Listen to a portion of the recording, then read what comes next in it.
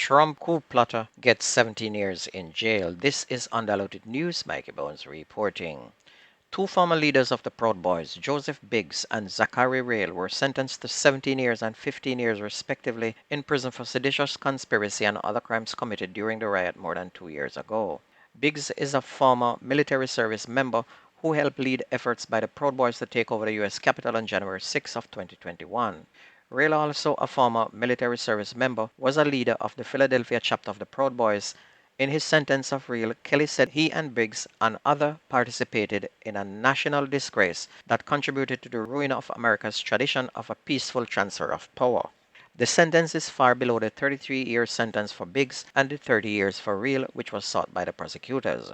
Before being sentenced, Biggs begged for forgiveness and leniency like a baby. He downplayed his role in the January 6 riot and said that day was said to be the last event he planned to do with the Proud Boys, as he had planned to step back from the organization.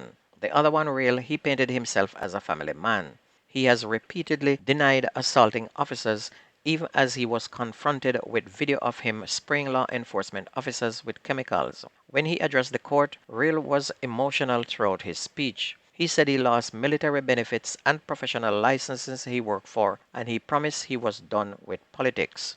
I'm done with all of it, he said. I'm done with peddling lies for other people that don't care about me. He knows now because Trump and the rest of the Republicans don't care if they were sentenced to life in prison or even death. Them gone to jail, Trump out playing golf. So many people have ruined their lives because of one man telling lies. More than 1,033 people have been arrested and 563 have already been charged and sentenced. Among them, another one named Stuart Rhodes, the leader of the far-right Oath Keepers. He was sentenced to 18 years a couple months ago. Some get 14 years, some get 10, others less, but their lives are ruined as they sit and are rotting in jail. By the way, speaking of Donald Trump, he will soon be in jail himself as the cards seem to be tightening, and he knows it. Yesterday he made 31 total deranged video posts in just a few hours, talking about how he won the 2020 elections. 31 videos he made. Anyone who can make such deranged posts should be carted off to a mental hospital. The International Monetary Fund Executive Board has approved the disbursement of around $866 million for Jamaica on Thursday as part of two loan programs designed to strengthen the country's economy against multiple shocks. This is designed to provide insurance against risk from higher commodity prices, a global slowdown, against global financial conditions, and new COVID outbreak. A further $255 million was made available on Thursday under a second loan agreement, which was aimed at strengthening Jamaica's resilience to climate change and better preparing it for decarbonization and the transition to a greener economy.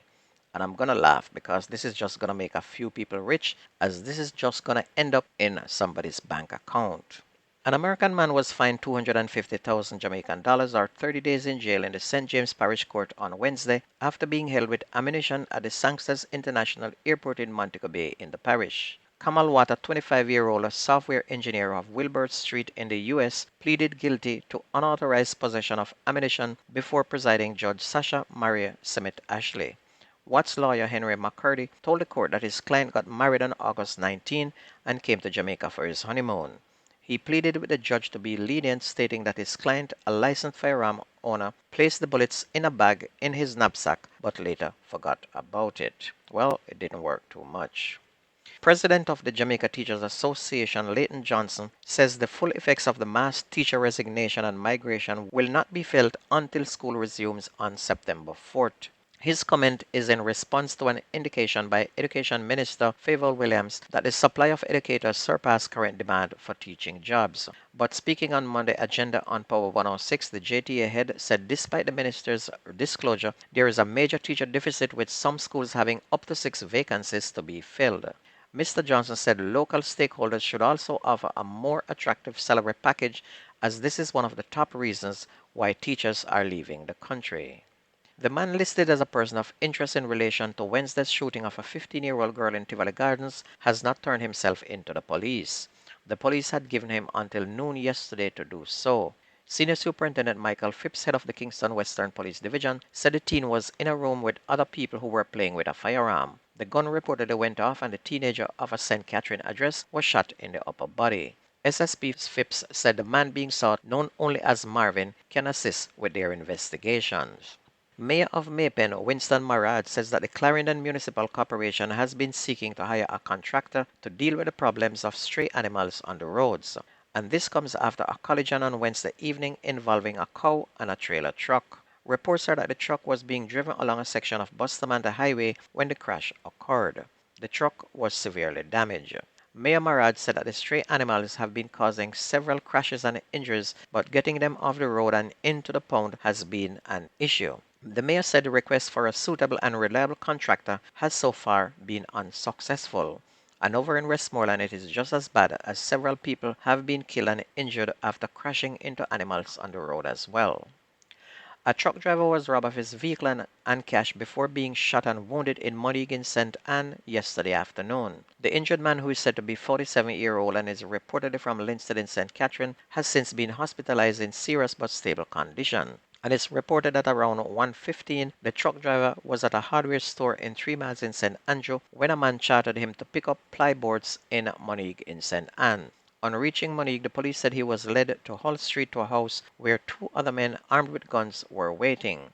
Police reports are that the gunmen attacked and robbed the driver of $35,000, his driver's license, and his Isuzu motor truck, which was reportedly valued at $2.5 million. One of the gunmen fired 2 shots in his direction, and he was hit in his right side. The police were informed and he was taken to hospital where he was admitted. Police have now since launched a search for the truck and the gunmen. On to sports. Jamaica's 2-time 200 world champion Shericka Jackson followed up her recent win at the 2023 World Athletics Championship in Budapest in Hungary with a decisive victory in the event at the Zurich Diamond League on Thursday. Jackson was in complete control of the race, leading almost immediately as she clocked 21.82 seconds. Her winning time was just over 400 of a second slower than her world lead run she used to claim the world title on August 25th last week. American Sha'Carri Richardson, the world 100 meters champion, easily won in 10.88 seconds to earn her 3rd Diamond League 100 meters win this year. Jamaican duo Natasha Morrison and Elaine Thompson-Herah, the 2-time Olympic 100 meters medalists, both ran 11 seconds for 2nd and 3rd place respectively. Jamaican sprint hurdler Danielle Williams also secured another triumph by beating a strong women's 100 meters hurdle field at the Diamond League meet in Zurich yesterday to show her world championship win was no fluke. Williams maintained her lead throughout, crossing the finish line with a time of 12.54 seconds.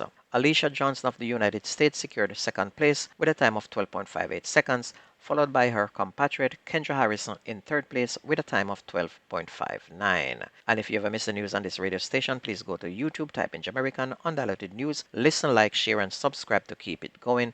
That's going to be news and sports on your favorite radio station. My name is Mikey Bones. I gone.